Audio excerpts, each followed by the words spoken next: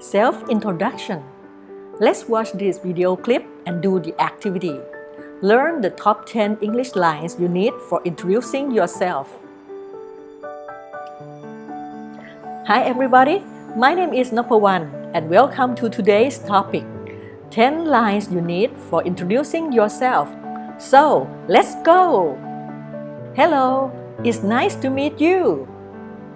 Hello, it's nice to meet you. You can only use this the first time that you meet someone.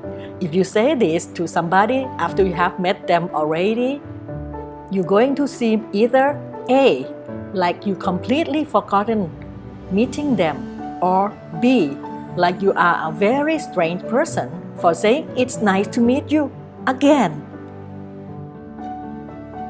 So, when you use this the first time, you can shake hands with someone and say hello. It's nice to meet you. My name is. The next phrase is my name is blah blah blah. In my case, my name is Nopawan.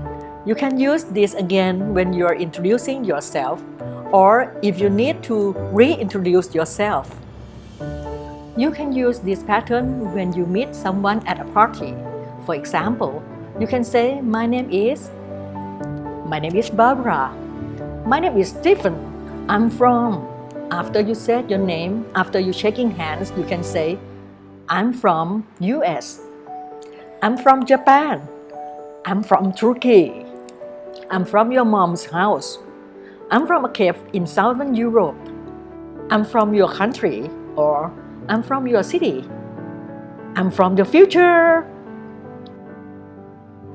I live in. So, for example, I live in America. It's fine. I live in Los Angeles. It's fine. I live in New York. It's fine. So your neighborhood is fine. If someone says, where do you live? And you say, I live in an apartment. What? So please use the region or the location where you live, not the type of place where you live. If you hear the question, what do you do? It's asking about your job. In English, people don't say, what is your job? That's not the question that we asked. Instead, the question is, what did you do? And the correct response to that is, I'm a or I'm an blah blah blah, followed by your job title. So, if someone says, what do you do? You can say, I'm a teacher. What do you do? I'm an engineer. What do you do? I'm a donut shop tester. I'm years old. When someone asks, how old are you? You can say, I'm blah blah blah years old. Don't forget the S at the end of this. If you like, you can shorten this phrase to just I'm plus your age. So, I'm 65, I'm 13, whatever. I'm this many. Sometimes children will say that. How old are you? I'm this many. Kind of cute. First time you meet someone who might not ask how old are you. If in a friendly case at a party, after you have spoken to the person a little bit, it's okay. But just trying to be sensitive to the context. Try to be sensitive to the people around you. And if you sense that maybe there's a very large age gap between you, it might be better not to ask the question at all. I enjoy. Many of my students say, what is your hobby? But that's not something that native speakers will say. No native speakers say, what is your hobby? Instead, they ask, what do you like to do? Or what do you do in your free time? It's a much more natural question than, what's your hobby? The answer to this then is, I enjoy or I like plus a noun phrase. So, for example, what do you like to do? I like listening to music, or I enjoy listening to music. What do you do in your free time? I like watching movies. What do you do in your free time? I like baking cakes. What do you do in your free time? I enjoy tap dancing. What do you do in your free time? I enjoy making new friends. One of my hobbies is One of my hobbies is blah blah blah. With this one, it's probably better to use a short, easy to understand hobby. If you're explaining a hobby, people are going to expect that it's going to be something that they know about, like photography, or cooking, or dancing, or swimming, or whatever. So try to pick something that will allow you to continue the conversation. I've been learning English for...